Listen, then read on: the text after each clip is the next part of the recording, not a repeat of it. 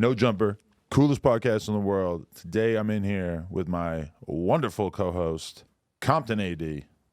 And today we are talking to someone who you brought to the table. Yeah, man. Somebody you're a big fan of, 19 Keys in the building. 19 Keys, man. Man, pleasure to be here. I appreciate y'all having me. 100%, man. How you doing? Man, I feel amazing. How about yourself? Excellent. Starting off the Wednesday right Yeah. in the booth. So, yeah, tell us a little bit about yourself, where you're coming from and what your early days were like. I'm from Oakland, California. St. Louis born. Left when I was like 2, so I was raised in Oakland. Back and forth when I was a teenager. You know, people know me as a thought leader, you know, educator. Also, you know, entrepreneur, businessman. So I've been creating, you know, high-level groups of black men and women traveling around the world, teaching and educating for like the last 7 to 10 years. You understand me? So I built up a platform really just through my perspective, you understand me, on the world, different subjects, industries, teaching people skill sets, everything from blockchain to mindset. You know, they have a show called High Level Conversations. Right. So High Level Conversations does extremely well, where I bring in different guests, and I never call it an interview because it's just a conversation for me. I started to watch a few episodes and then I realized that I was learning way more about the guests than about you. Yeah. So that was a little, I'm a little bit lacking in knowledge, although I did manage to learn about a few other people along the way. Yeah, I think I do that on purpose. You know, I got a lot of shit in my past, to be honest with you, but it's just not that interesting for me to talk about it. I already lived it. But I want a little bit of an understanding of like where you're coming from and stuff. So what were your parents like? My parents, pops from Illinois, mom's from Missouri. You understand me? They converted to Islam after they met each other, had 9 children together. After they went to UCLA and seen the Honorable Minister Louis Farrakhan speak.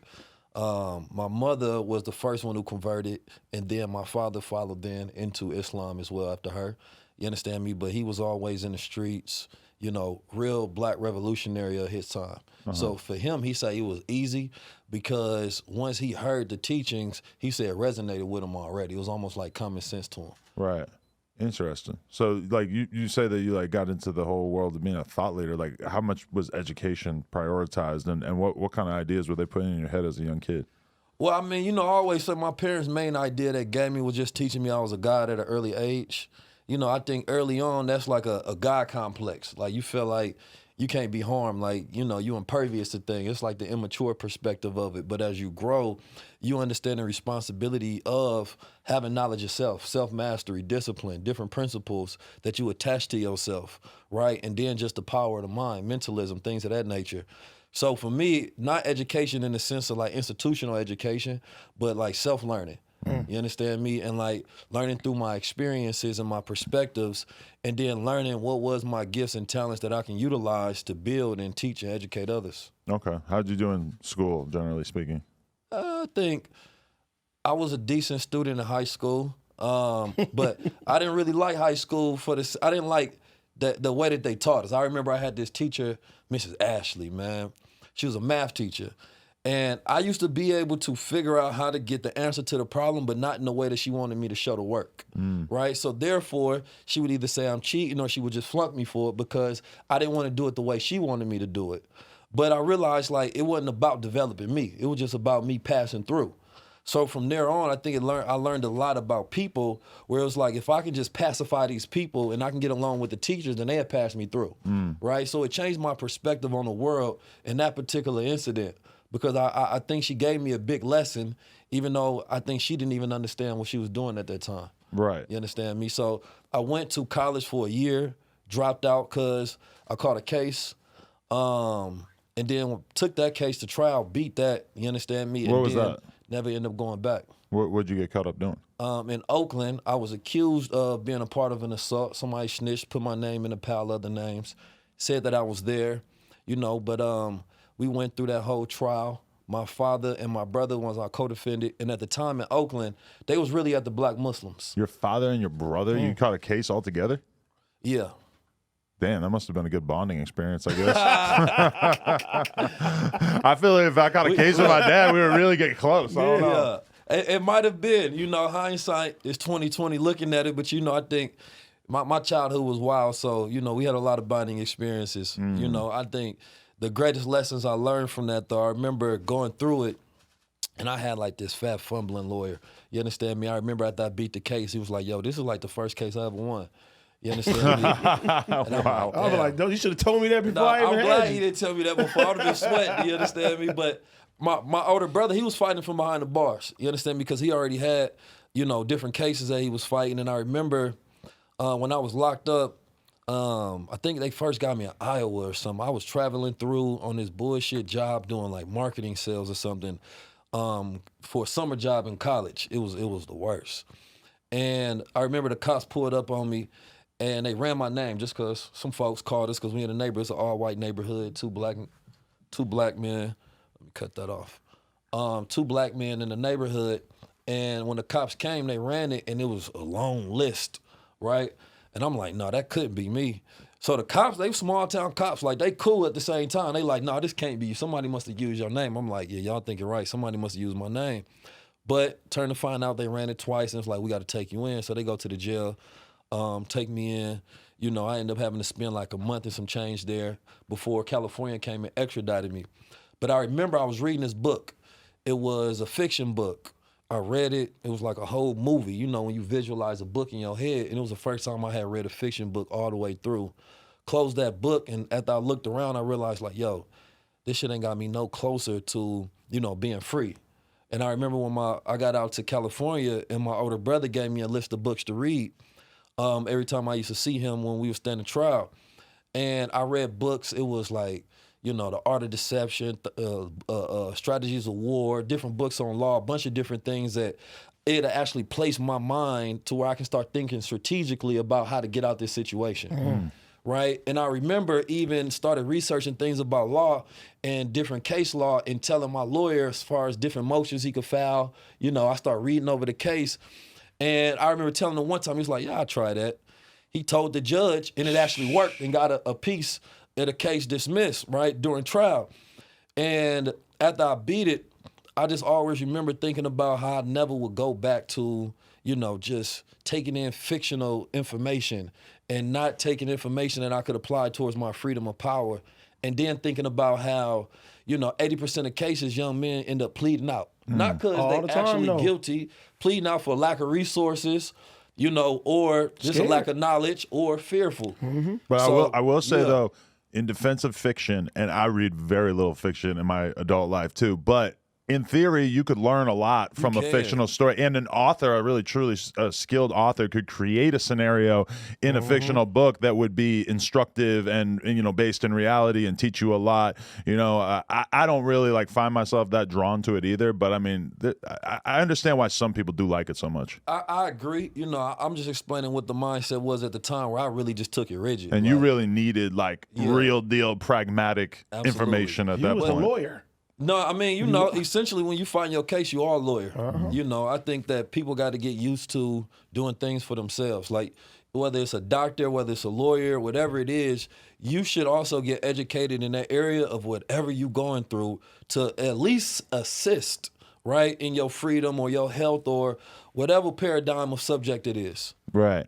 Because, I mean, when you think about this is my problem with the streets, I guess, is because when you really look at a young man who makes a decision to do something like go commit an armed robbery to get a couple $1,000 or sell weed to make some money or whatever. It's I know exactly what they're doing because I was in that place in my life too, which is that you want to get to the point where you have some real capital to work with financially. You don't want to have to spend your life fucking slaving away in a Target or whatever. So you decide that you're going to try to skip ahead in the game a little bit by doing one of these fast cash grab type moves, and then in reality though that does occasionally work for some people, but then if you get caught, it's it immediately takes you from square one to square -20, where all of a sudden you have a criminal record, you might have jail time, you're gonna pay fines, lawyer fees, all this shit. It basically makes your entire life way more of a struggle, and you would have been way better off working at 7-Eleven. But when you're young and filled with testosterone, it's very, very hard to see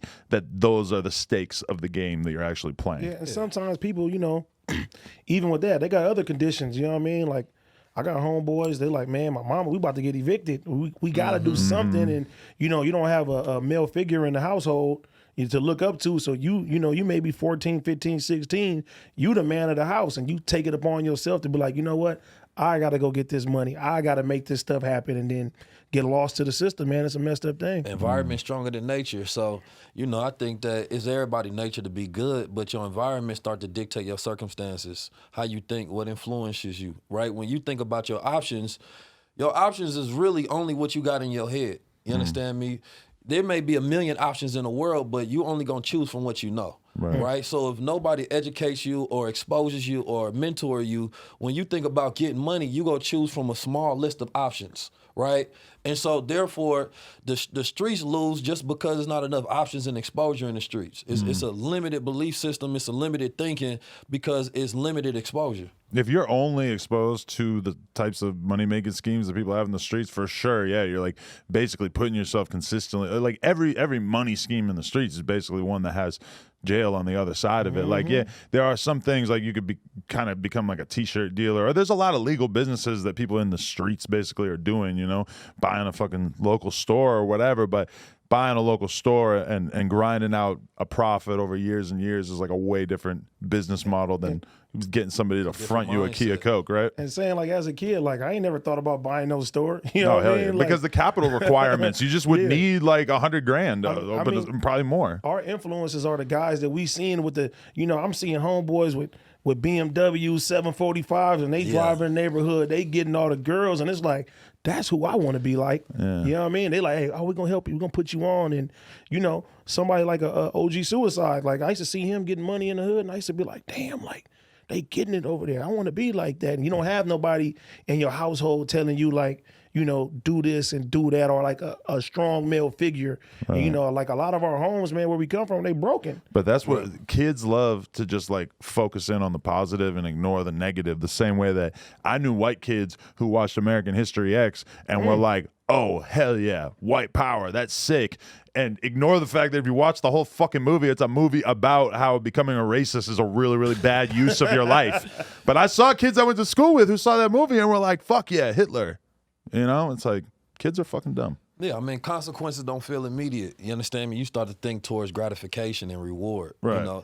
Like for me, growing up in Oakland, I had the dichotomy of both, right? Seeing the streets, but then also seeing the black Muslims that actually had things, right? Like first motorcade I seen was black Muslim men in all suits riding down Oakland, and they actually own things, right? Like own the buildings, own their own schools and health services and things of that nature. So I got to see both. So I think my exposure already, made me start thinking about my opportunities different. Like even if in my environment I wasn't being properly geared, because you still in the streets. Growing up in Oakland and St. Louis, you gonna get the best of worst worlds. You understand me?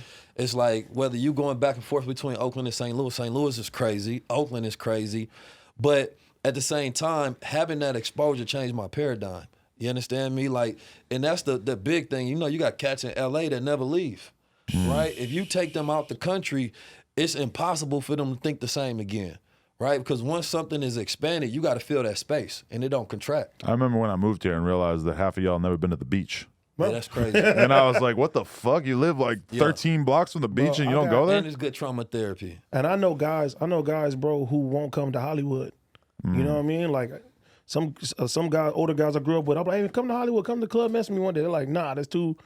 It's too like, far on the highway. They feel like, they get jittery. They're like, nope, I ain't coming out there. Like you just get accustomed. And I know what it's like to not travel and see and not see the world and things like that. Like, at one point in time, I used to think my square block on Caldwell and Compton was the end all be all. I thought I was gonna be there forever, die there forever. I thought my granny was gonna be there forever. Like, you know what I'm saying? Until you started expanding and you got other people to help you out and you start seeing the world, you like, this shit is so small, man. There's so much you can do. You know what I mean? And having problems in the neighborhood, it's like I can literally take a plane and get a 2-hour plane flight, and all my problems that I think is just weighing down on me can go away. Yeah, I mean, and even your enemies, right? Because your enemies usually don't have resources. You understand me? So when you move outside a particular distance, they ain't got resources outside them distance. Your problem is usually only in a certain radiance. right? And outside that radiance, all of this shit in your world don't exist anywhere else. And the irony is that most people who have like enemies and like gang situations or whatever is like those people are about as similar to you as you could possibly imagine. In a lot of situations, they live like a half a mile away from you. Down the street. They wear the same clothes as you. They hang out with the same chicks. They do everything the same.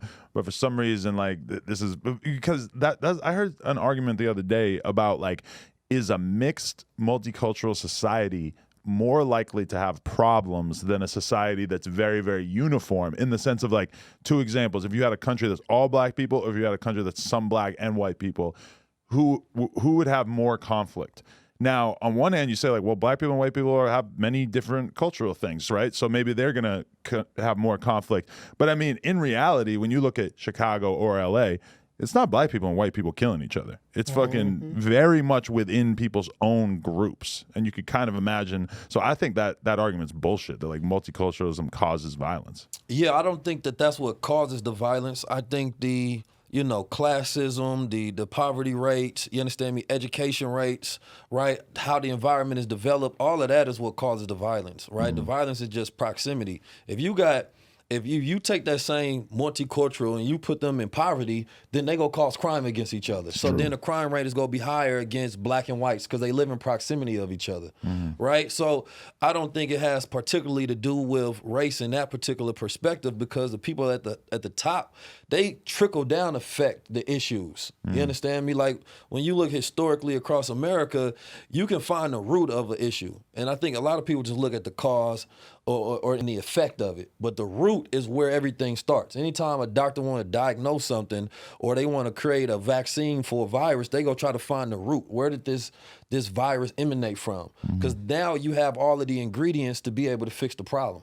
Right? And so when you're looking at societies, you never looking at the people that's caught up in it. You're looking at what causes the root of the issue, right? Most hoods in America, once you educate people, you automatically change the way they think and the way they go about problem solving, the way they go about conflict resolution, right?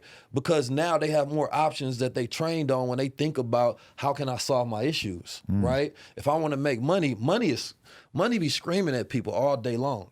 You understand me? Like you have to try hard not to make money. You have to be good at, you know, procrastinating. Right. Because you go online, somebody trying to sell you a course to make money, right? Yep. YouTube saying you can make money, TikTok saying you can make money, somebody saying you can get trucking to make money. I seen somebody was breaking down the ambulance services on Earn Your Leisure on how to make money.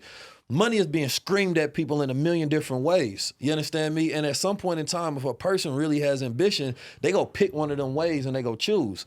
In the hood, though, those ways weren't there, right? So when you see drug dealing, you see pimping, you see robbery, you see, you know, breaking, entering, those are your options. So you go choose from those options. So it's like, I empathize with anybody that grow up in the streets and that have limited exposure, because I understand what creates who you are. And it's often from your childhood. You understand me? Like if you go and see an adult man who making bad decisions, he was trained that way from he was a child. Right. And that's why, like, I kind of like, I feel bad for, you know, our older people, you know what I mean? Our grandparents, our mothers and stuff, because like they didn't grow up at a time where all these opportunities were presented to them. That's a fact. You know what I mean? Like, even like right now, my mom, you know, my little brother lives with me, and he wants to be independent. He wants to do things his way. And my mom, like, she can't see it. And she tells me, like, hey, tell him that what he's trying to do, like, it, you know, have a plan B. And I'm like, nah, Mom, he can literally do this now. Like, you used to tell me, stop playing the video games. Can't get paid for video games. Now we can get paid to play video games, and we could do things like that. And it's kind of messed up, because it's like, we would be I think our people would be farther ahead if our parents had those type of opportunities. It'd be more businesses and stuff like that. And it was like, you know, our grandparents grew up at a time where it was like, all right, you get a job, you go to school, you get a job, you know, you retire, and then, you know, you get to live, 10, 15 years the way that you want to live, and then you go and then you teach your kids that too. It's like, all right, you go to school, you get married, you live this way. It like, and my uncles and them too, they tell me all the time, like, I had dreams of doing stuff. It just, how was it going to happen? It was no way available for them unless they were going to like literally leave home and just go do some other shit. And it's like you said, shit is just screaming at you now. You can literally do anything. You can eat food online and get paid for the shit now. It don't make no sense.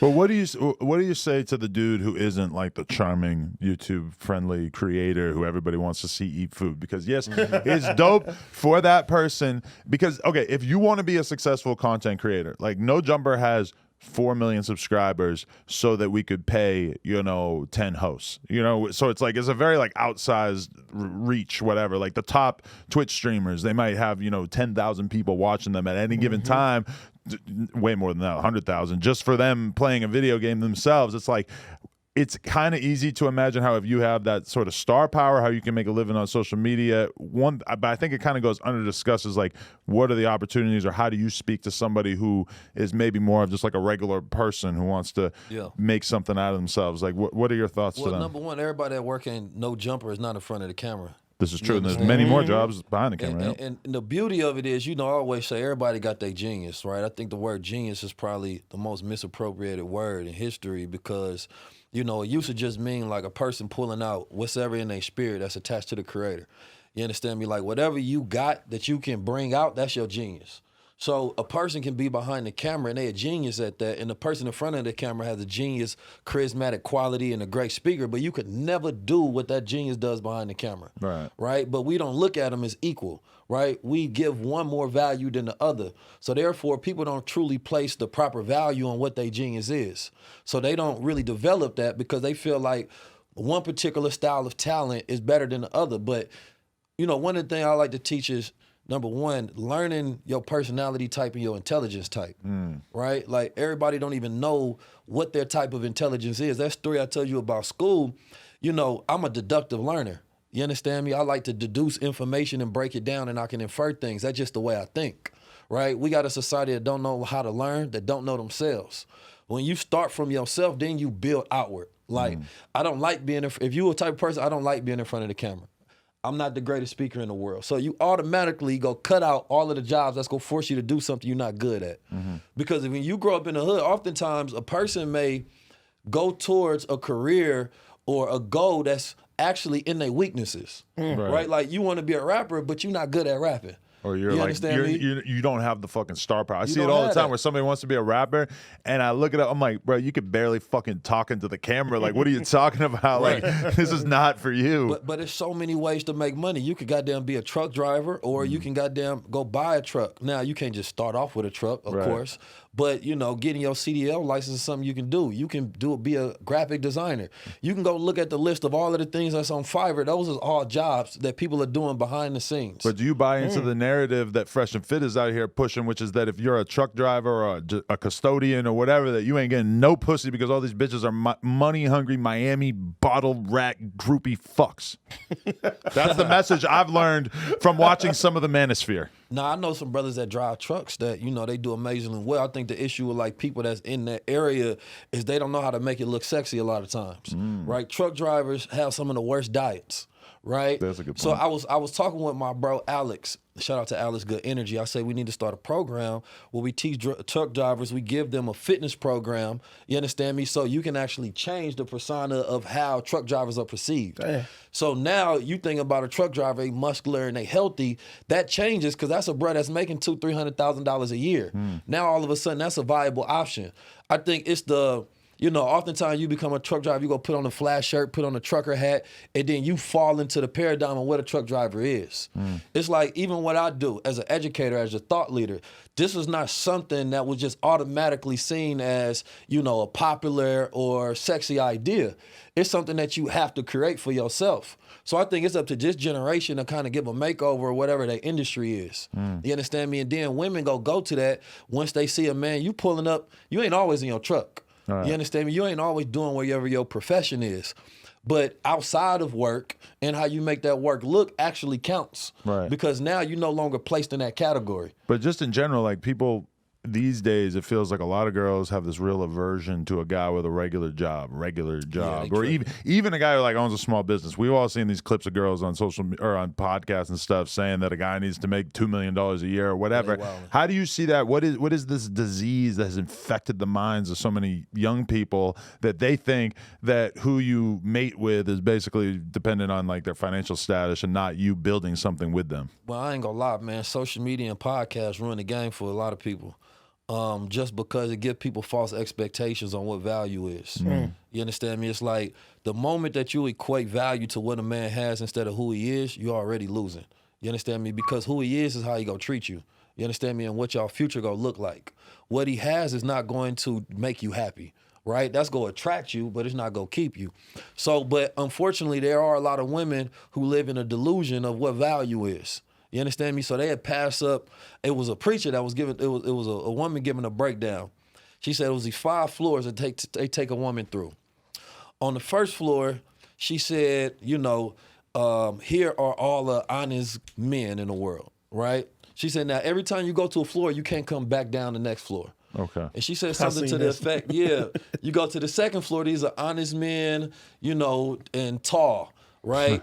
And then she said you go to the third floor, there's honest men, tall, and they got money or something of that nature. Right. Right? And then you go to the other floor, she say, is honest men, tall, got money, and always gonna treat you right.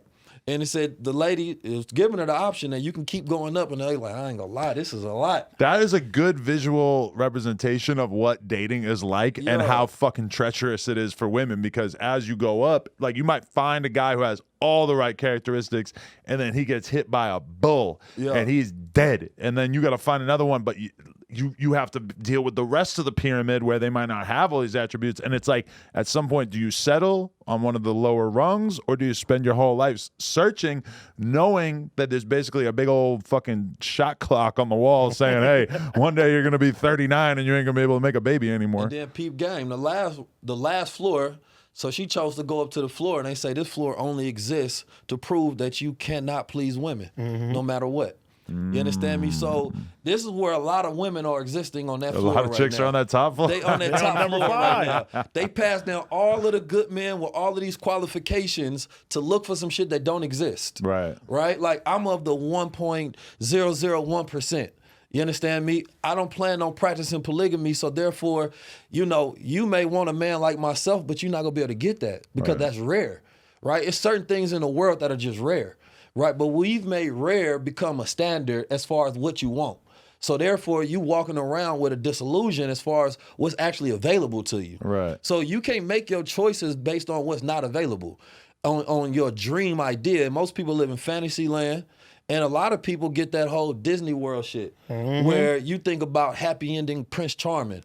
That's made a lot of young girls disillusioned, and they carry that into adulthood on what they believe the perfect partner is. And then you got hip hop and culture that creates this synonymous towards everybody can have a baller, that so-called 8 figures, you understand me, and go treat you forever great, but also you got to be a street nigga that got principles of a good man. You understand me? And that just don't exist. Right. So you got to first, like women, if they ever want to find a good man, they got to change what they attracted to. And the fucked up thing is that the further you go up that pyramid, the guys who are good looking and have money and are famous and et cetera, those are like the number one guys that might be like, yeah, maybe I don't want to be in a relationship right now. Maybe I would rather just fuck whoever. So as you get further up the pyramid, it becomes more of a challenge. Yes. Yeah, you got all the options in the world. Like, here's the most dangerous thing. This is one people don't empathize with, you know, men specifically, but women too, is that our grandparents, they had, you know, possibly had long marriages and shit, and great-grandparents and before that, but they didn't have social media. Social media gave men the options of kings and emperors, right? But the difference between kings and emperors, they'll have concubines. They would have different kingdoms with different women, and that would be seen okay because of the enormous pressure, responsibility, and power that they have. But today, that exists to where you basically, you know, now you have a database with all of the most beautiful women in the world. And if you so choose, you can actually go send them a message, and they may just reply. You understand me? Then you have women that's go market themselves to you, right? They got their ass out, they got their titties out. Matter of fact, they go pay to get their body done to get your attention. Right. Right? So now you got young men who oftentimes ain't grew up with fathers, masculinity at an all-time low, don't have no game, don't know how to actually deal with women, and then you throw in social media.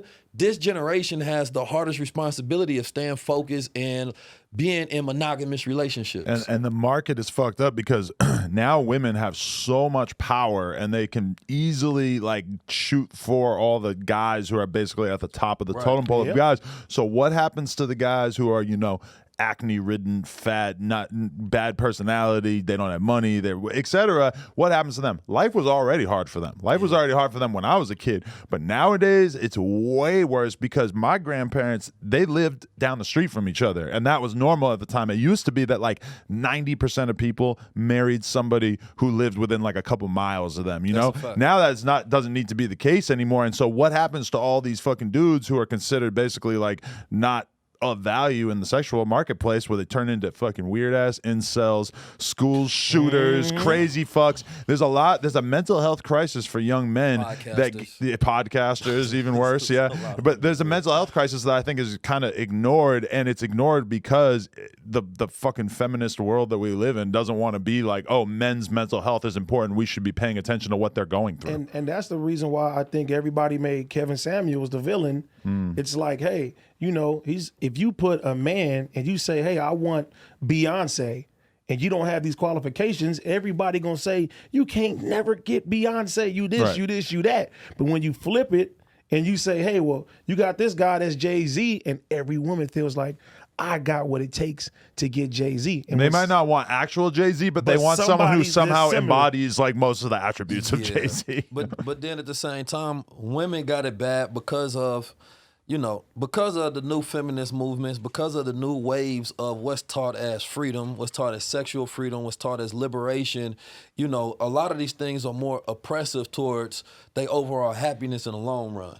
You understand me? Like, you may get a career, you go masculize yourself, because oftentimes in those environments, you don't have a lot of men stepping up. So women said, no, we're going to go for the careers. We're going to go for the money. But now you got the career, you got the money, but you so masculine in the energy that you put off, a man don't want you. Right. You understand me? Like, cause men, we visual. We not looking at a woman for what she has. Nope. You understand me? That's not what's going to attract me to you. But my advice, if I were to be advising a woman, what I'm going to teach my fucking daughter is the only way that you're going to be able to escape the way that men just have so much control in society is for you to build something on your own. Like, you're going to have to really create some sort of value in your own life that goes way beyond your body or your looks, because if that's all you have, then you're constantly going to be under the control of the people making decisions based on those things. I can agree with that, especially to a certain extent, because, you know, when you pick a woman, like, what are you really going after? You want somebody who's going to bring you some peace, right? So of all the things that a woman can build is herself. Right. You understand me? When you find a woman who, you know, let's be honest, got that ain't got hella bodies under her belt, you understand me, that come from a certain household where she got that feminine energy, that nurturing quality, you understand me? She's soft-spoken, she knows how to help the person that she's with. They gonna bring you so much peace in heaven, you want to give her the world, because you know that nobody else in the world gonna have you like that woman, right? So for her benefit, yes, you know, have some things to where you can have more control and you can pick a better quality of men because it's not based on survival. Yeah. You understand me? And that's the difference, because a lot of women have to choose men based on survival. And we know a lot of women who realistically they're in relationships with some dope rapper or whatever, and then either the rapper goes to jail or his career falls apart or they just break up, and then she's basically left high and dry. She's fucking in her late 30s and she ain't got shit to fall back on, and that's a rough situation to be in. So I mean, that's just my advice to women, and I feel like it's a lot easier for me to respect a girl if she's building something, if she comes along with something. Like when you see somebody like a Lil Durk whose girl's got money and she's got her own thing going, and he ultimately knows that if she left him, she's gonna be fine. Right. You know? Like, she's gonna be all right. She probably likes being in this relationship and everything, but she's gonna be all right. And that creates like a real level of stability, I think, in a relationship, because you can't just write her off. In a relationship where I have all the money and all the power, I mean, if you're a girl, you don't want to be in that fucking situation, because I get to call the shots on everything and you don't really have anything to bring to the table. That's a bad place to be in. A woman should always have some money for herself. And as a man, I want somebody that I can depend on. You know what I mean? If it's not financial, other things, because let's be real, shit happens. You know what I'm saying? If the show was to stop tomorrow, I may be fucked up. You know what I mean? I would be able to lean on you until I can get myself together and shit too. And a lot of women, they don't think like that nowadays. Yeah, no, even in the Quran, it teaches that, you know, a woman should have her own account. You understand me? Like, no, because anything can happen. You understand me? Regardless, it may be your fault, it may be his fault why something don't work out, but regardless, you should never be dependent upon that situation to determine the outcome of your life, especially for your children as well. So I think that, you know, when a woman already comes with something, she got more chips at the table, because now the man can decide to say, listen, well, I want to take care of you. Well, now he has to replace the value that she already has, right? So it's like when I went to South Africa, I was giving a story about the Zulu, the Swaziland people. And he was explaining, like, if I want to take another wife under my household, I have to give dowry to the family, and I have to already have a house set up. You understand me? Because otherwise that family can already provide her a house, right? So it has to be a financial thing, right? And it's a business transaction. I think when you look at like marriage and relationships as only love, that's when you lose. Because it has to be a logic there. It can't just be love, because you can fall in love with anybody. You understand me? Like, you can slip up, be in the right place at the right time, and all of a sudden that chemistry of love starts to create that storyline of love. But it's interesting how in America, that idea, like the idea that the husband's family should have so much to give to the woman's family or whatever, it's like in our society that would be very much looked down upon, because a relationship really is supposed to be based on love and not a financial investment. But okay, picture yourself as a dad, and you're, 20, your daughter's in her early 20s or mid 20s, and she brings a guy home and she says, this is my new fucking boyfriend. And he's bringing nothing to the table. Nothing. Like, he's a broke fucking bum doing jack shit with his life. I mean, you're going to be the dad kind of sitting there thinking, and you're going to be thinking like, why this guy? Like, he's not bringing any, like, and maybe you could see the vision that she sees. Maybe you could say, like, I believe in his talent. He's going to be a big deal in the near future. Maybe. But I mean, realistically, a woman is looking for a guy to bring more stability to their life, especially once they reach a certain point in their life. When they're young and chaotic, when they're still in college, whatever, they don't really care as much about if a guy has money or whatever. It might just be that you got a nice body and she wants to fuck you, whatever. But by the time a girl gets to the point where she's facing the reality of like, oh, I went to college and now I'm making $35,000 a year, I'm going to need a motherfucker to lean on, you know? If a man don't have nothing, he don't need a woman. You know what I'm saying? Like, you only get a woman when you need help with what you got. You understand me? It's like, if you got a business and y'all not bringing in no income, it's not growing, you don't need to hire more employees. Real shit. You understand me? That's a woman is a helpmate. That's the growth factor in your business, to multiply what you already got. So if my daughter brings home a man that has nothing, then I know, number one, she don't need him because he don't need her. Right. You understand me?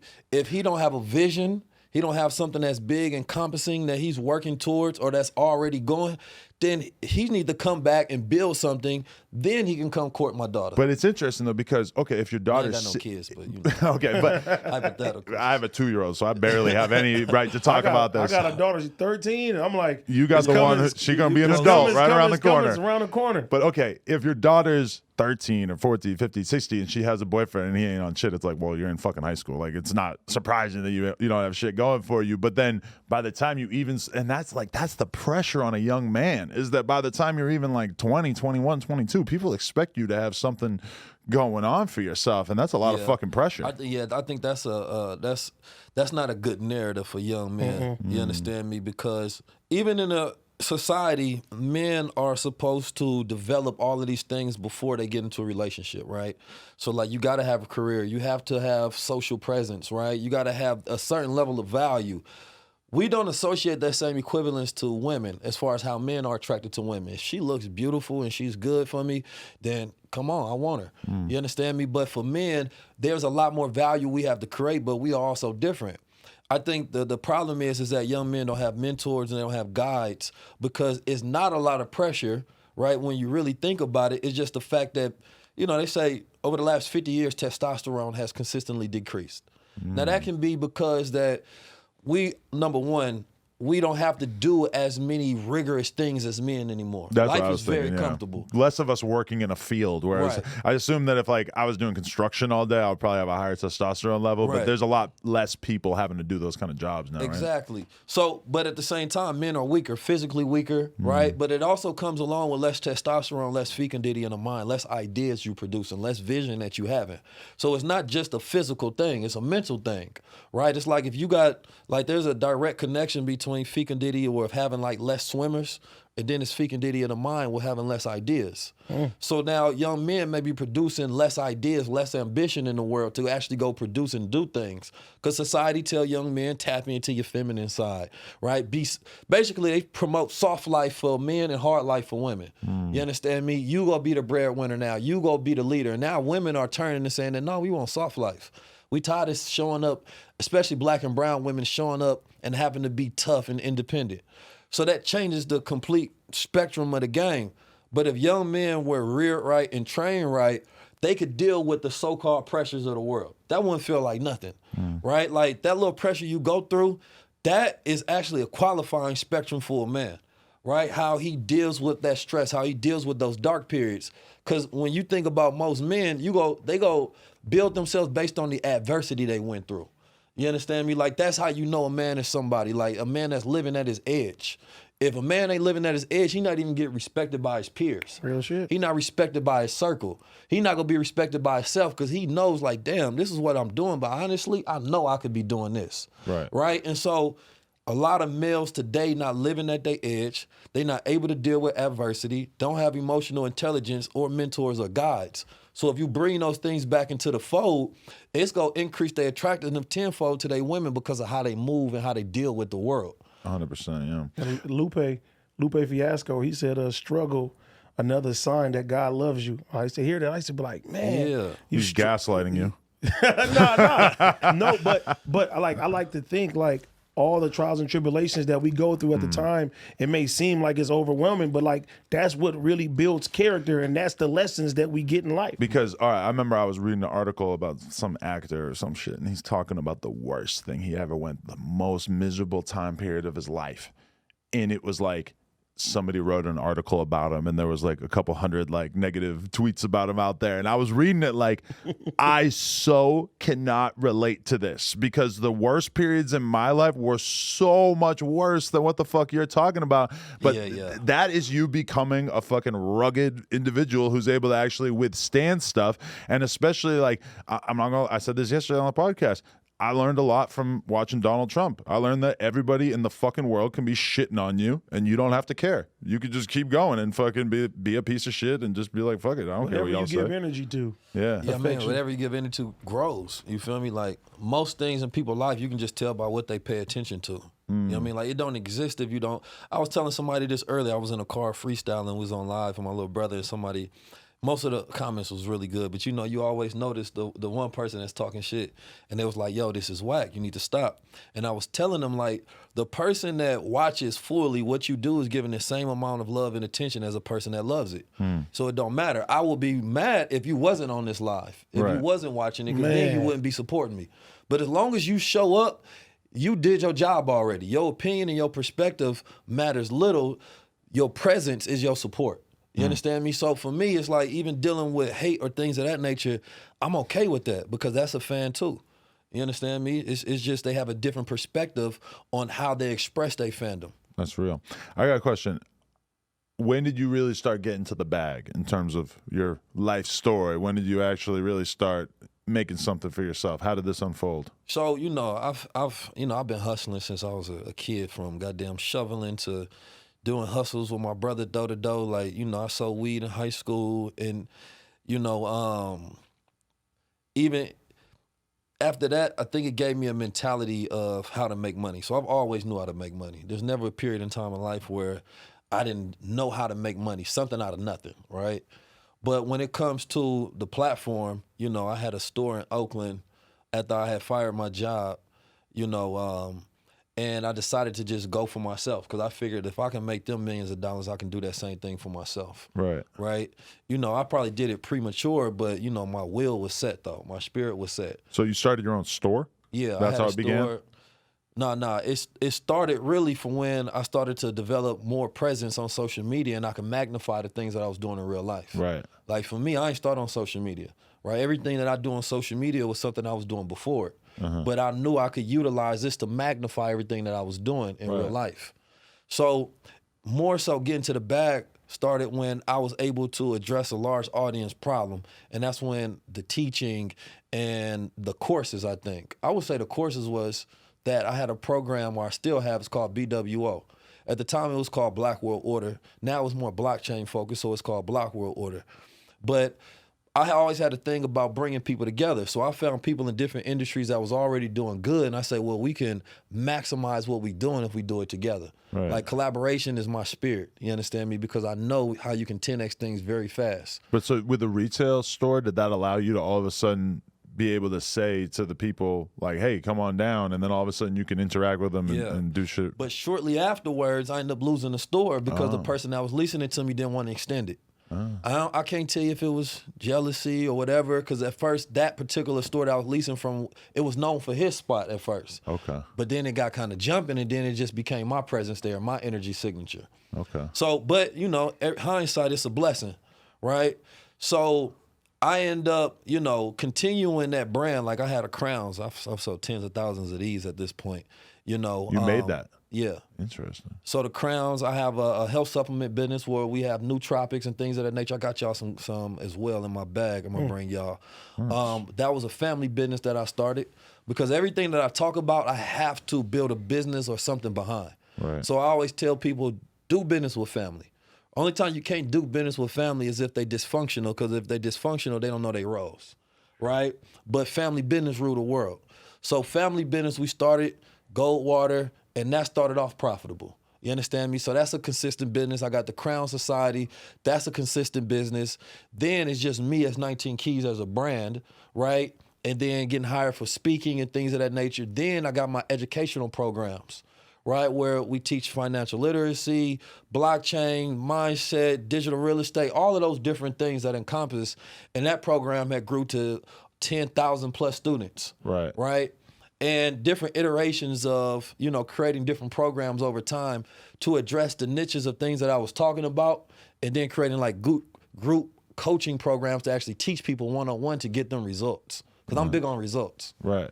So what does the coaching look like? Because sometimes now there's like a bad rap that comes along with the whole coaching thing, because it seems like a lot of dudes, you know, Andrew Tate famously has this whole like a Hustlers University thing, and I can't speak on what the content is like. I've seen a YouTube video where somebody was basically saying that it's trash, or like I don't know, like I'm sure there's all kinds of different influencers with all kinds of different levels of their courses, but what's your approach on it, and how useful you think it really is? So the difference between a course and a coaching program is a course is basically you create a module where you teach a thing that can be like evergreen, right? Let's say if I'm doing intro to cryptocurrency, teaching you how to set up your wallet, what it is, what's the history, what's the basics, right? So if you want to know something and you don't want to have to go do all the research and you want it packed up, a course is great for you, right?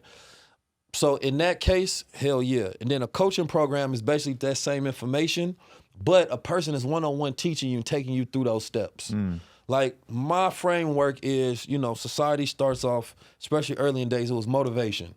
Motivational speakers, they try to encourage you to do something, usually using a voice or whatever examples, analogies they can give. Then it was more inspirational.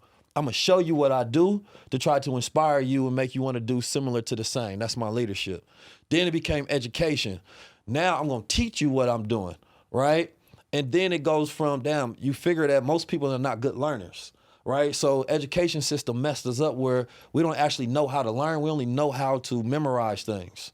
So education had to turn into instruction. I got to sit there and do more coaching and give you step by step to make sure you actually get the results that you're paying for. But that requires more time, so you will have charge more, because you can't teach or coach the whole world at once, right? And then we got this step now called automation, where let me automate the process. It's like instead of teaching you trading, we'll set up a bot for you. Or you want to set up a trucking business, we'll automate that process instead of you learning it and have to go do the paperwork yourself.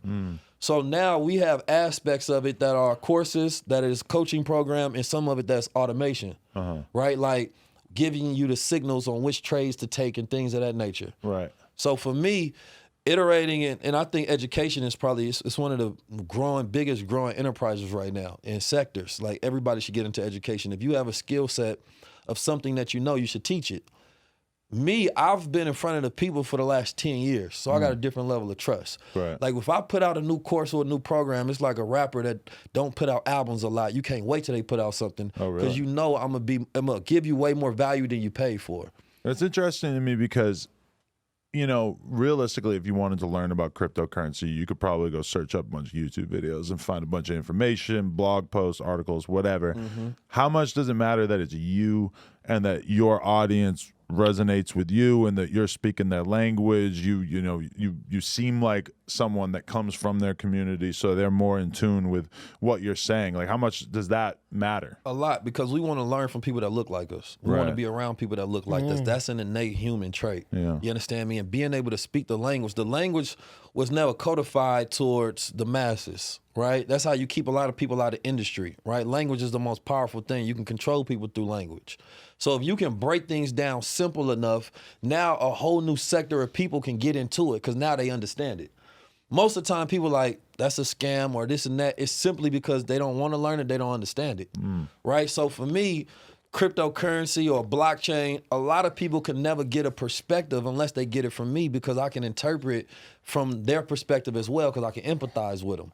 If you've got a And lot not of just me, but a person like myself. But you got a lot of people into cryptocurrency. I'm assuming you also have to read some of the messages that are like, oh shit, I lost 50% of my Coinbase account over the past 6 months. Well, I don't get those kind of messages because you know, I always teach risk aversion. You understand me? Like, there's a risk with everything. I don't teach no pie in the sky teachers. Before anything, I teach you the value of something. Right. Like, the thing about, like, let's say blockchain and Bitcoin. Bitcoin is a blockchain. I want to teach you the root of it. It is a blockchain. So you got to imagine this is a new technology that came to people, right? But because we're such a capitalist society, we can only see the price. Right. We don't see the value. The value is it allowed you to change the whole world. Because now you can build all of these new systems that weren't normally possible before. That's something you got to look at and say, like, damn, this is the biggest technological shift in the world. Let me try to understand some of this. Right. Because I know that the future is going to be built on these programs that come. Technology don't care about your feelings. But what's the average person going to be able to do with like a real understanding of Bitcoin, aside from it just being like a place to hold wealth and investment?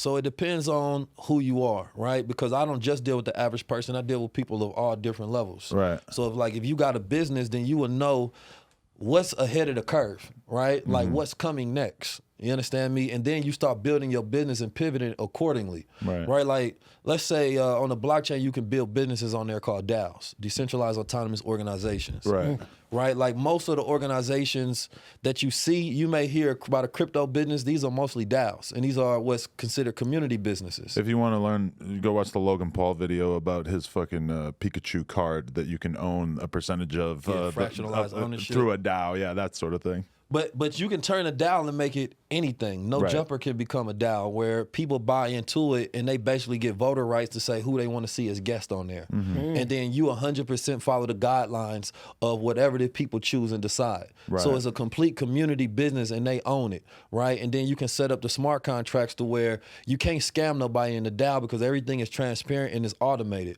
Once the rules are set, you can't go back in there and change it.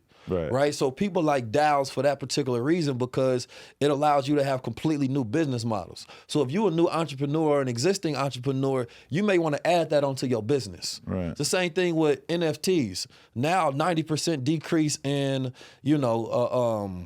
activity on a lot of the platforms, but 80% of businesses fail.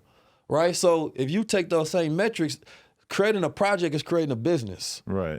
But a lot of people were just creating them to scam folks. So therefore, there was no longevity. Well, they were getting money in the short term. But I think that that almost has to happen. And I'm not saying that I see a super bright future for NFTs, because I'm sure that there are going to be projects that are able to use the technology and embrace it in an intelligent way. But yeah, I think that you kind of have to go through the scam wave of any new technology. The same way you had pets.com and all these bullshit startups in the 90s and stuff. Those kind of had to get out of the way to make sense, or to make room for Facebook and Google, Internet went the same exact phase. Human beings, man, we consistent. You understand me? We go through the same loops throughout history. But for me, I always look at what's the value and how I can use it. I don't care about how the market uses it. Right? Like, I got one where the simple fact is my community, they have NFTs, they can buy the digital version and they get something physical, right? Because I believe in utility and value.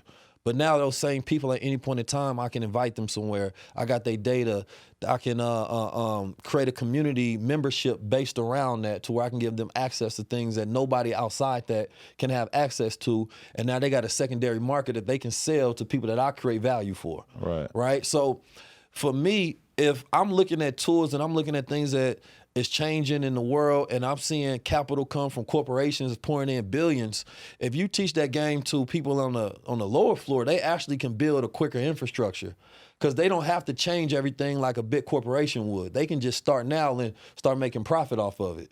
So it's different depending on what you want to do with it. Like I don't teach this is just what you have to do with it. I give you the game. Now you have perspective and options on what you can do with it based on what your goals are. Right, definitely. No, I remember going through like when I first when like the NFT thing came out. I mean, I had like a couple weeks there. It was just like nonstop listening to podcasts and YouTube videos, trying to wrap my head around like, it take a while sometimes. You know, what are the options for me? Like, what could I potentially do with this? And I'm very glad that I didn't really take any of them in terms of No Jumper because for a period of time I thought about like we're gonna have an NFT that comes out for every guest.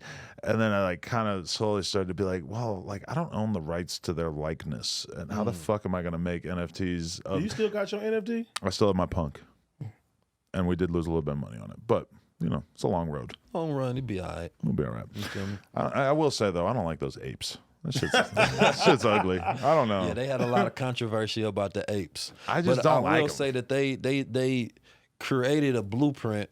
Yeah, and a framework that just never existed before because they created $1 billion business out of nothing. When I look at what Gary Vee is doing, and the apes too, to be fair, what Gary Vee is doing, like the idea that like you basically invest in the creation of this line of characters and then he's going to work hard to, you know, create more value for the IP, that makes sense to me. Because in the scenario with NFT, the founder has to be just as incentivized to care 100%. About the future of the NFT. Because I've seen with Lana Rhoades when she did her NFT collection as a porn star, and then she made a ton of money, and then she just left it. She all of a sudden wasn't incentivized to really have anything to do with this. She could just withdraw the money and let it go, and that's the absolute wrong mentality. And she's the wrong type of person to be involved in this. But I think the way Gary Vee's approaching it, it's a brand. Makes sense. You know what I mean? I think that if you go at it as a brand and a business, you're automatically going to have a long-term plan for it. Right. And the people that are invested into that, because if we look at it, let's just be honest, a lot of these things created new systems where you can skirt around SEC and investing rules. Right? Because you got to have a certain level of criteria to be an investor. But, you know, you don't put it as an investor. These are like more so rewards that you can get to be a part of it. You understand me? And what it does is it creates the opportunity for the average person to take things that's normally for the rich and then they can apply it to their business now. Same way creating your own cryptocurrency was only for the damn treasury or creating your own money is for banks. Now you got decentralized finance where you can decide the rules of how you want to navigate your own money. Like all of these things just took shit from the top and said that now you got a system to where everybody can do it for themselves. And that's why they trying to figure out what rules should we put in place so that the people don't have all the power. Because that was the normal, or that was the essential idea of the blockchain. How to give all the people power and how to decentralize power where it's not just figures and 1% and families that run everything, but you can actually dictate what reality is. But I would say that there's probably some rules that should be put in place to protect the people as well. Because Always. I think a lot of people lost a lot of money. Right. The crypto universe is slowly starting to reveal itself to us as being like a lot closer to the traditional business world in the sense that there's a few people at the top making a shitload of money and then there's all you dumb fucks at the bottom who are getting screwed, right? Yeah, that's why I only care if we own it. Like if you don't own it, it don't matter. And I think that's the danger of looking at some of the top companies and some of the top coins and only focusing on them. If you go through CoinGecko and you go look at the list of all of the coins out there, when you get to the smaller market caps that ain't got billions of dollars, those are the ones that probably got like life-changing technology for the world. But nobody's focused on them because everybody looks at price. And the only way that you're ever going to be able to be someone who can make an intelligent investment into a smaller altcoin and see the value and decide that this is the next Ethereum, the only way you're going to be able to get there is to absolutely bury your fucking head in the information and spend, you know, countless hours on Google and YouTube learning as much as you can, paying attention to the space. And if people want to make money off of cryptocurrency, I mean, that's what it takes, is you have to basically understand cryptocurrency the same way that we understand rap music. Yeah, you know, and, you have to be such a nerd and so obsessed with it in order to be able to have any kind of hope of having a competitive advantage. I would say also being a part of communities. And that's probably the fastest way to learn, realistically. And that's really the best thing about anybody's program is how good is that community, right? Because when you got people of different, varying degrees sharing information with each other, now you got a 360 perspective. It's basically having a research team. If you look at these big funds, they got a research team, right? They got to make sure that you're not missing anything. So you understand the cycles. You understand all of these different things. Then they got bots and automated machines that's giving them signals on things. So now you have an edge in the market. You can't do nothing without an edge. If you don't have an edge, don't get in. Right. But it still is important that the average person at least get a minimum education on these things that's happening in their world. Right. That's like even you got blockchain. Like another thing we teach is like artificial intelligence, right? Like one big thing that they got right now is like text to image, right? Have y'all seen that with like the DALL-E and the Mid-Journey? Like artists is gonna be wiped out of the business.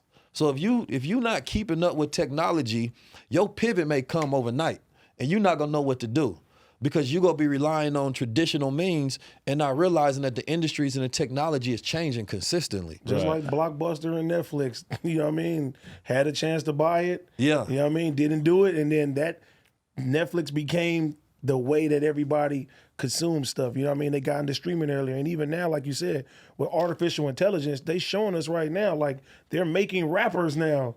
Like they don't need you as a human. They don't have to deal with nobody going to jail. They ain't got to deal with nobody worrying about the contracts. They're making artificial people that, and this absolutely it's going to keep going. Human labor is what built the economy, but now they trying to use technology to replace human labor so they don't need you. Well, every time you go through the self-checkout, yeah, I mean, they don't want you working there. They don't want to have to. They don't want to have to pay you, bro. Like, they don't want you having a job. No, and people don't want those jobs. You know, like they don't. That's if you're not creative right now, it's gonna be very hard for you to pivot. Like even when I look at this studio and I look at podcasts, I see creativity, right? How you take an existing thing and you think of different ways that you can implement and monetize it, right? But that's not always gonna be taught. You have to be visionary and you have to see it. So if your imagination is not solid, like this is the most dangerous thing I think about the hood is that the imagination ain't fostered. Because if you don't have an imagination, then you can't think outside of your reality, right? You stuck with only what you see, right? And this is why I always teach people from a vision, like let's see the future because you can build whatever you see. Never ask nobody what the future gonna be. Ask yourself what you want it to be. All my successes in business have always just been because I was paying such close attention to a market that I was able to spot an opening or an opportunity before it became a real obvious opportunity. You know, I was paying attention to underground rap. I've been paying attention to rap my whole life, but I was paying attention to like SoundCloud rap, and I was already doing podcasts about a different topic at the time that SoundCloud rap and a lot of underground rap stuff was really popping off. And so I was able to put those two pieces together. And that's been it for me over and over and over is just knowing a lot about stuff. And even now, like things that I become super interested in, like I'm very interested in crypto. I fucking watch videos and read articles and stuff like that. I don't really have a dog in the fight aside from, you know, some relatively small crypto investments. But I mean, to me, it's going to benefit me in the long run. If I keep listening to podcasts about a certain topic or if I keep learning about something, eventually it's going to pay off in some way, right? Time in the market pays off more than anything. Yeah. You feel me? Like just as long as you keep yourself in the game, you solid because then you know when to take a shot. You understand me? And for me, like I like blockchain, not just crypto, Web3 or anything. It's just blockchain for me because that's what everything is built on. Everybody else subjects it into these different markets. And, you know, you got people who love Ethereum or people who love Bitcoin, right? Like all these things become new religions. So I don't get caught up in none of that. I look at where's the value and how we can create our own reparations. You understand me? I don't see nobody giving us a check no time soon. Therefore, we got to figure out ways to write our own checks. So when I see new technological shifts in 1995, the Million-Man March was happening, but at the same time, the IPO for Netscape was happening, right? And if we were paying attention and bought Red.com and Pet.com and understand that this technological shift was going to come and make new billionaires, right? But a lot of time our community, we focus on survival and making change from oppressive systems. So we can't can't think long term because we can only think next week, next month. Well, if this changed, then this can happen. But now we at a precipice of reality to where we can think beyond any borders. Right. You understand me? Like, if my parents would have bought Red.com or any of these things, they would have been instant millionaires just by buying digital property, right? So that same opportunity exists today. But if you're not in synchronicity of being present, you can't observe those opportunities. Right. Before Bitcoin went to 70,000, Bitcoin machines was in the hood. They were. Right? But most people are blind to it, don't even see it. So you're not going to ask the question because you're not even thinking to question reality at all. Well, when you're living check to check, it's pretty hard to be like thinking about, well, this is going to be worth a lot down the road. Put all in your the future. chips in there. And that's the best time to think it. That's the biggest thing about it. Like when people often speak upon people that got to live check to check, we talk about things that validate the mindset that they have because of their circumstances, instead of the exact why that you should be thinking this way because of your circumstances in order to change them. A lot of times I think about what I would do if I could go back in time 10 years. And the obvious things are like, buy Facebook, buy Tesla, buy Google, whatever. Buy Bitcoin. But that doesn't really get you to the end of the question, because in reality, if I go back in time 10 years, I don't have a whole lot of money. So it's like, what am I going to do? I'm going to buy $500 worth of Bitcoin or whatever. Yeah, that would have been worth about so $500 it still would have been crazy. But No, that tells you though, like capital is so important. How much money you're able to bring to the table. If you have 20 grand or 100 grand to invest, all of a sudden you could really build some generational Absolutely. wealth, which is the tricky part, is that yes, it's dope to be able to have 100 grand to invest, but in the meantime, for most people, they have to worry about, well, how the fuck do I pay the bills and B, put aside some other money to invest? That's true, but then also if you go back in those times and go look at what Apple was at that time, Right. Go look at all of these companies. You could have took a little bit of capital and put it in there, and you'd be up right now. This is true. You would definitely have way more money than you have without it. And so a lot of it is just opportunity costs, and that comes from a lack of exposure and education. If you got people around you teaching you about certain opportunities, it don't matter what your capital is if that opportunity is right now. Right. But if you don't think long term, then nothing is ever going to compute to make sense for you. Right. You understand? My uncle got me thinking long term, and that changed my life. Because I used to think check to check like everybody else, but he was like, nah.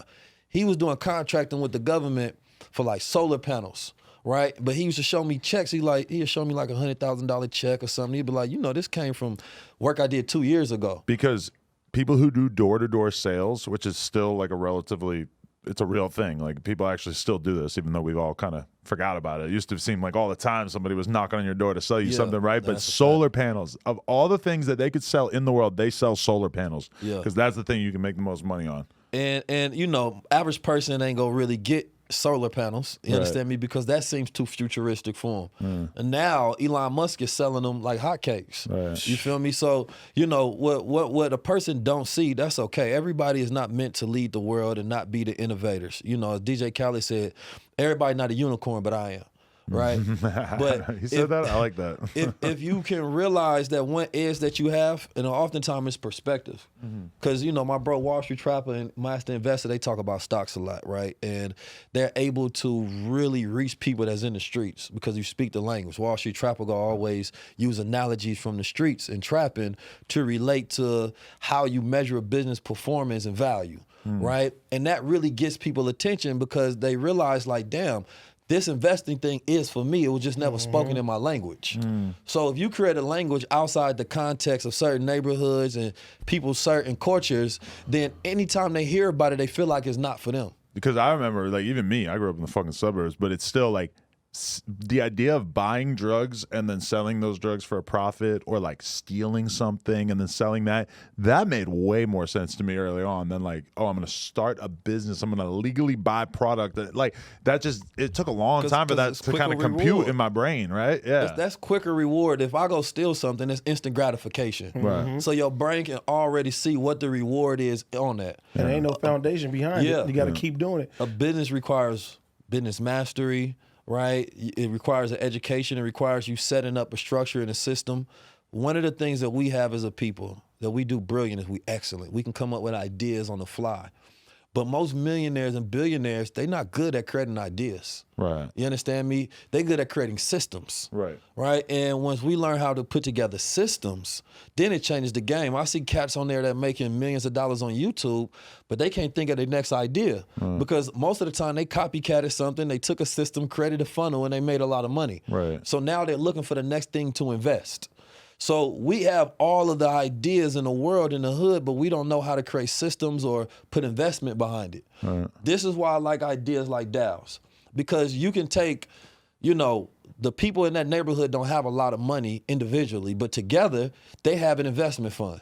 You understand me? And this started off from groups having conversations about investments. There was this one group, I think it's called Pink Dolphin or something of that nature. But it started off them in a group chat talking about investments and saying that, how about we put together a DAO where all our money is connected and then we vote on what we want to put our money at. So they end up buying the crypto punks at an early when they was just a couple $1,000s, and then they end up making, now their fund is up to $1 billion So you could in value. you could get a DAO to invest rather than like creating a DAO of a particular asset like they do with certain NFTs. Okay. So the DAO can be anything. They got nonprofit DAOs. They got, you can. It's basically, for me, is you know, I look at NFTs as new funding tokens, right? But to be able to leverage off your IPO, your intellectual property, right? And that's your intellectual property offering. If you look at rappers nowadays with Web3, they don't understand it whatsoever. But the things that they complain about is exactly what the infrastructure is Web3 is trying to build. You go on social media today, if they want to cut off your profile, they can because they own it, right? But Web3 is saying that nobody owns it, so whatever you create, you own. So if instead of me going on Instagram and I log into my profile, I will bring my profile to Instagram, right? And now it populates all of the data that I own.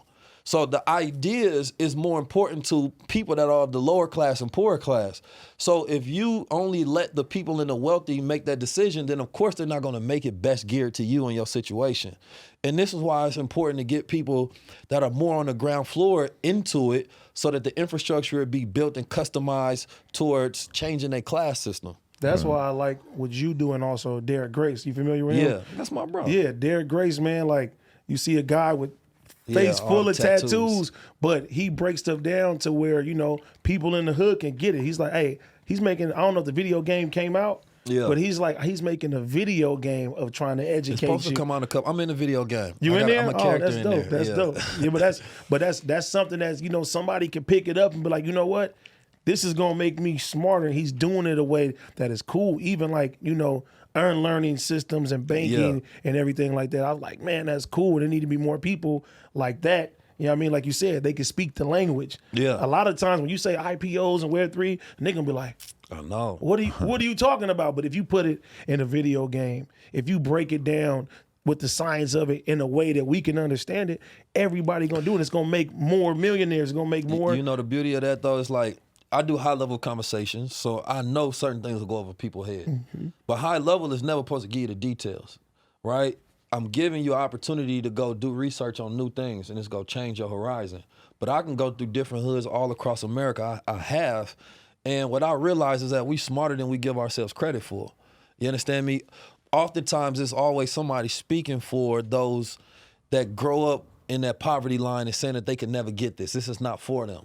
But social media completely, not just social media, but the internet changed what people can understand because we got more exposure than any other time in history. I want to ask you this because we've had this conversation many times on this podcast where when I look at what a young person should be doing with their money, every time I see a young person smoking a blunt, I cringe a little bit because I'm just thinking, especially if I know that they just don't got money like that, I'm thinking, that's a fucking $10 blunt. And you need to be taking every last $10 you fucking got and investing it into building something for yourself, not thinking about sitting here and having a nice little head high for the next hour or two. You need to be thinking about your future. And I feel the same way when I watch people who are young and they're saving up to go get a Gucci fit so they can go to a fucking, I don't know, go to a party or something and look cool.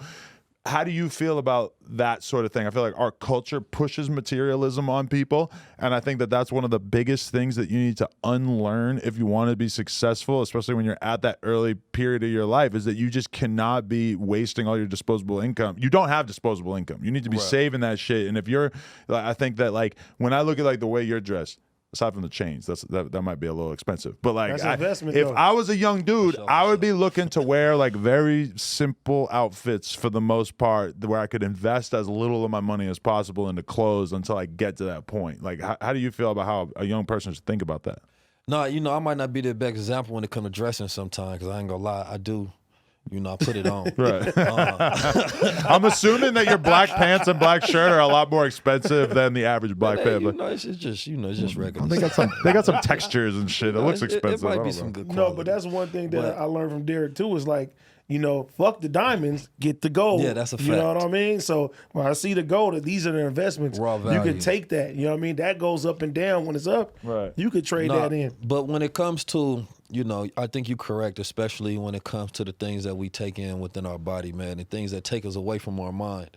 You know, like going back to Africa, when I went to Africa, the Zulu warrior said that, you know, during that time, smoking weed, you couldn't smoke till you was around 40 years old. 40? Wow, Yeah. You really earned it by that point. Yeah, because, you know, imagine like it's a wartime. You I'm understand? almost up. I only got a year. But you got soldiers. The mind is consistently going through development. Yeah. You understand me? And when you smoke weed, during the time where you high, you are in a more effeminated state. You understand me? Like your testosterone is lower, right? And, you know, it's going to mess with your memory and a multitude of other different things. So you can't really afford to smoke, right? When you thinking about things that you want to invest in, like when you stop spending money, you start investing money. And really it just means that I'm buying things of value. When I think about money, I think about how do I create value, so therefore the people of money come to me. It's really that simple, right? But we got a materialistic society for surely that thinks about how can I buy things of value instead of how can I create value. So therefore you're never valuable. Right. You're only valuable as a consumer because you never become a producer. You understand me? So if you ever get to the point where if you have little, then the best thing that you could ever do is educate yourself, because it's going to give you more options with the capital and resources that you do have. Right. Right? Like if you ignorant, having a lot of money means nothing still, because you can't do nothing with it. But a man that actually understands the game, you know, like my bros, you know, the channel that I partner with is Earn Your Leisure. Like we teach every single industry of how to make money. Like there's no longer excuses. I don't care whether you grow up in Compton, whether you grow up in Chicago on the Wild Hunters, whether you grow up in Oakland and East Oakland. It don't matter. You don't have excuses because the money is always screaming. The money, but procrastination, I think, is a huge mental health issue. So a lot of people will procrastinate. And that's why you want to smoke, because I'd rather indulge, right, rather than make a decision. Right. You understand me? It's always going to be the easiest thing in the short term. And that's why when I see the worst thing in a long time. Right. When I see young people just like fully thinking that this is the fucking meaning of their life. AD's brother is a great example of this. They love sitting around and getting fucked up. But meanwhile, like getting a job or like working on a skill, or never mind getting in shape, or like any of these things that could probably have a positive impact on your life in the long term. And I notice myself, I'll come home from work.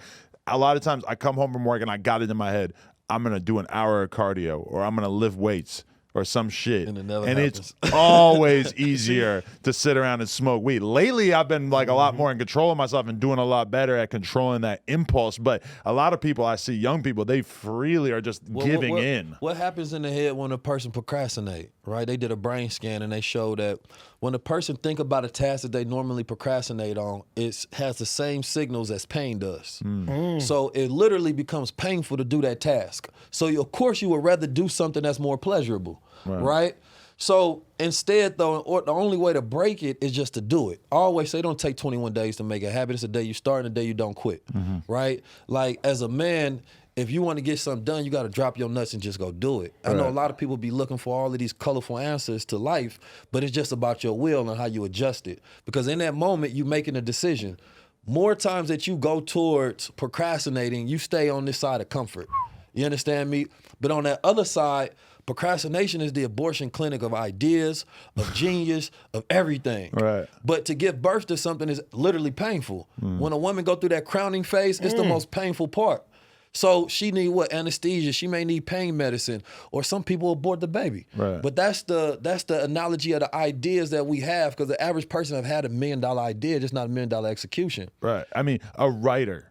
a writer does not always want to fucking sit down and write every day. But if you want to be a writer, and I know this just from having researched a lot of people who write for a living, is that the real true test of being a writer is that you have a schedule. Most of these guys or women will sit down at 7 o'clock in the morning or 8 o'clock, and that's their thing. Is like, I am going to write for 2 hours every morning and then do some other stuff, maybe write a little bit more later, but having that structure to it, because we all know that to sit down and try to like create something out of nothing and dump out your thoughts onto a piece of paper is difficult. And that if you want to be that, you have to sort of control that. I noticed with myself that the best thing for me is to always be thinking about what my responsibilities are and not really letting myself chill until I've taken care of those. And that's why when I get home, I might have 10 YouTube videos I want to watch really bad, but I also have an email inbox full of shit that I got to fucking deal with. And I make a bargain in my head so immediately that I don't even need to think about it, which is like,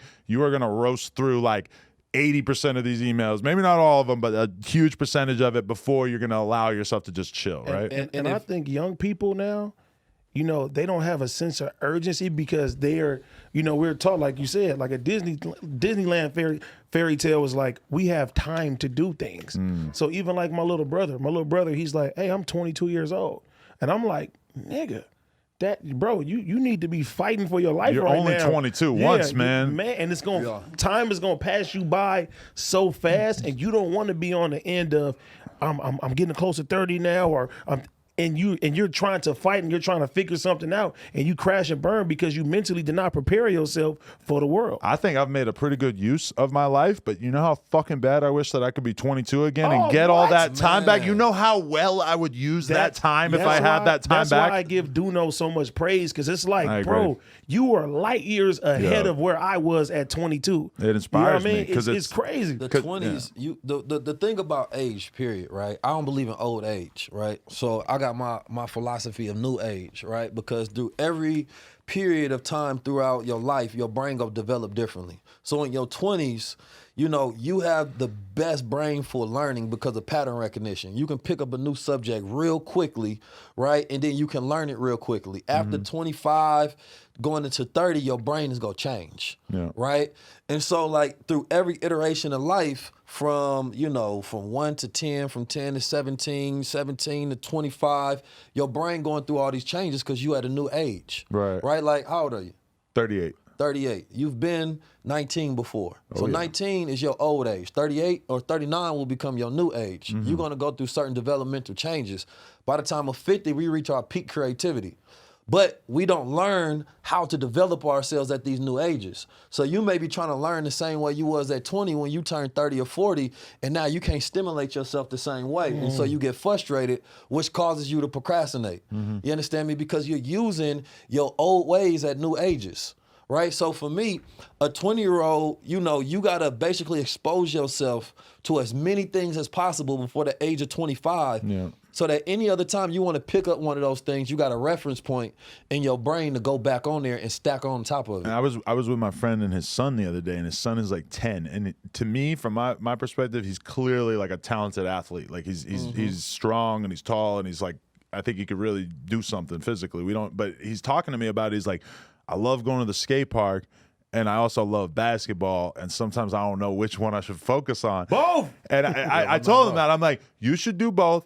And I also told him, I'm like, listen, don't cut anything else out. Like, try everything. Like, I'm like, when you are as young as you, try as many things as possible. You need to go skiing a couple times. You need to go snowboarding. You got to, like, figure shit out because you're so young, you have so much potential that you just don't want to make a decision without having been exposed to a lot of shit. And then some of those overlap, like, you know, a lot of people don't look at, like, sports as, like, a science. You understand me? But when you think about, like, the difference between what it takes to be good at one sport or the other, they overlap with each other. True. So one skill can make you better at another, right? I don't believe in just, you know, jack of all trades, master of none. I believe that you can be master of many trades. You understand me? But I feel like you master one, then you go to the other. And some things that you master make other things easier to master. Right. Because 50% of this is a learning curve towards the next thing.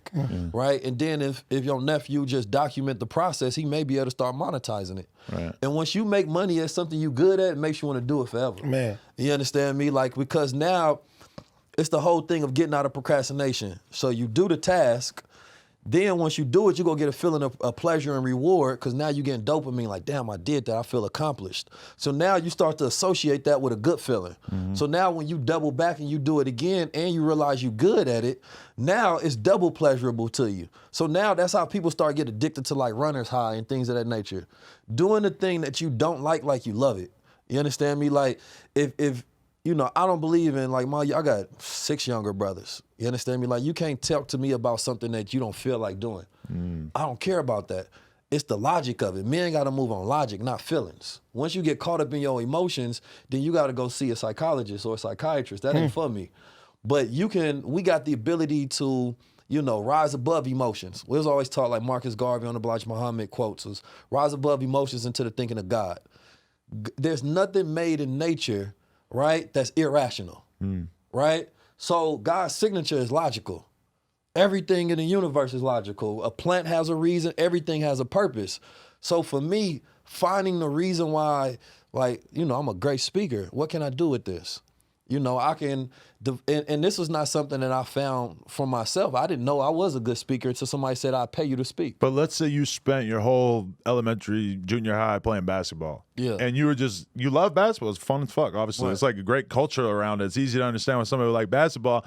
But meanwhile, if you were to neglect your education, then you might never see, oh, fuck, maybe I'm actually like a pretty mid basketball player, but I have a lot to offer in this other field. And that's why I say you got to touch everything, because if you find one thing that you're passionate about and just start grinding at that thing when you're young, that's dope. But just don't let that be the closing of the door on every other opportunity, you know? Yeah, young people, man, you got so many opportunities. Just being young is a gift in itself and is something that you can market.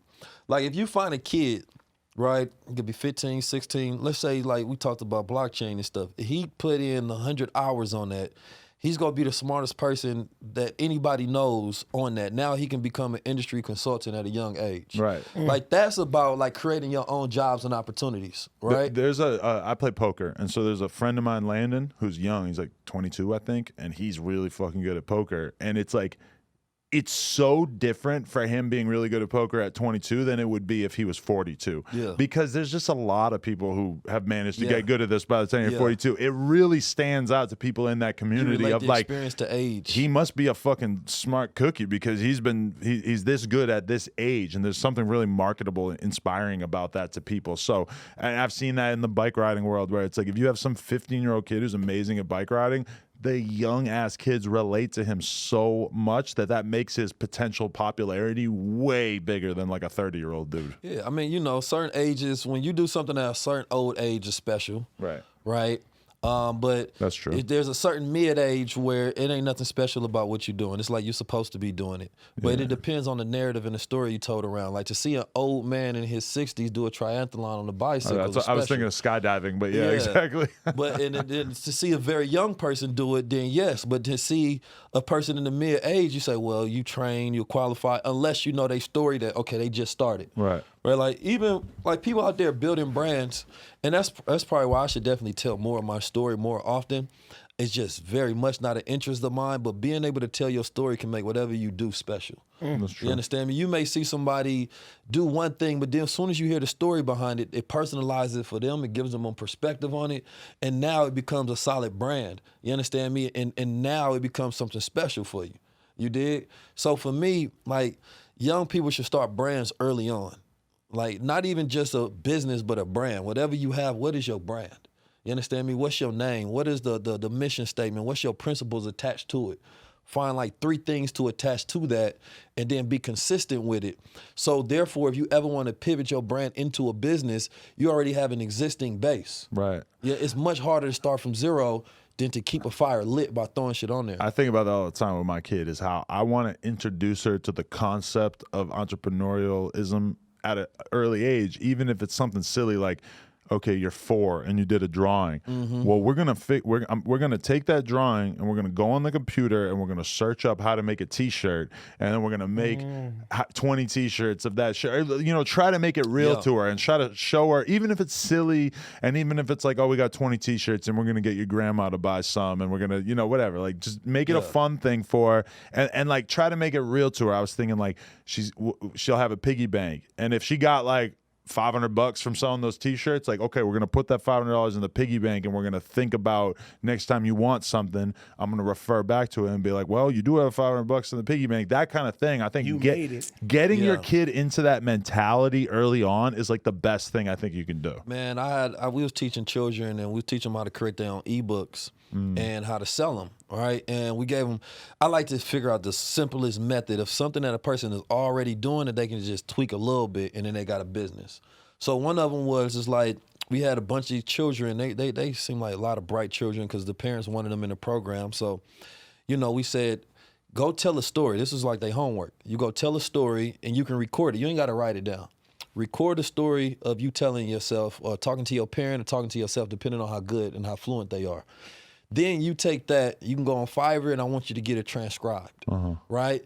You go get it transcribed, make sure no errors in there. You got a little glossary index for how many chapters. It don't have to be long whatsoever, right? You can go on same Fiverr or wherever you want to, Midjourney or Dolly 2, and you can create a cover for it, right? All of this is cheap. Once you got that done, then you can either keep it as an ebook by go getting you a Shopify account, uploading it on there, and now you tell your son or daughter, you teach them a pitch, a repetitive pitch that they can do with their book, because now they become an author. So at an early age, not only they got a business, a product, they got a career. You understand me? That they started and they got a title attached to that at a very early age. That's very impressive. People will buy it just because of their age. Don't let it actually be good. Now they got a good quality product that if you put marketing behind it, it may take off.